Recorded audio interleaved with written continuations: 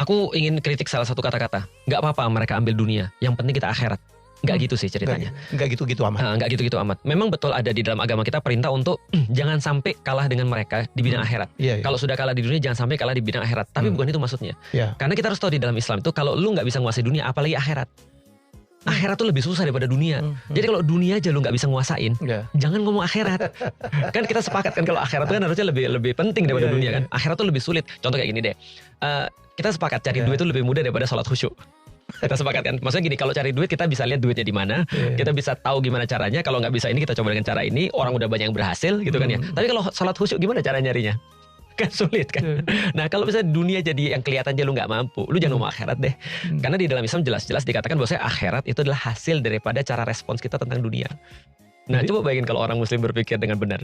Bayangin ya, saya pernah bikin video meng-quote statementnya dari Bill Gates ya. Masih ingat gitu ya. If you born poor, it's not a mistake.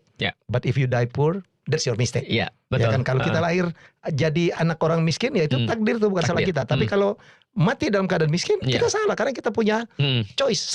Itu wah keren banget. Betul. Saya pernah aja bikin konten, jangan jadi orang miskin. Karena gini ya, sesederhana gini misalnya. Kalau kita berbicara tentang Islam ya, Islam tuh banyak banget dijadikan coping method, alasan. Padahal sebenarnya dia bisa untuk melawan seperti itu. Artinya contoh gini ya, kalau andai kan misalnya tidak ada sahabat-sahabat yang mikir untuk jadi kaya, maka siapa yang biayai perang Tabuk?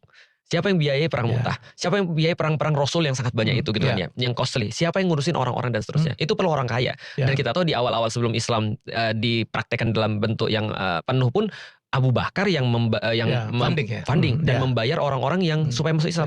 Dia invest pada Bilal berapa ratus juta tuh, atau berapa miliar dia investnya, gitu kan? Nilai sekarang. Nah artinya tetap aja adalah menurutku sih ya, benar tadi kalau kata Bill Gates, kalau kamu lahir miskin itu adalah takdir karena kamu nggak bisa milih.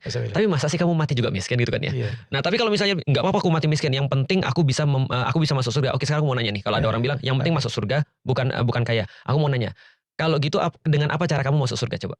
Karena cara masuk surga itu zaman dulu ada 4. Kalau sekarang pasti berkembang, cuma gampangnya 4. Kata ulama, 1, cara masuk surga adalah dengan ilmu.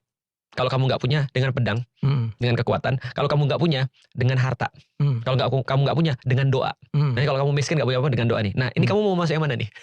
Karena kalau misalnya dia nggak punya semuanya, dia harus minimal dengan doa kan. Nah dengan doa itu dia nggak bisa komen seperti itu.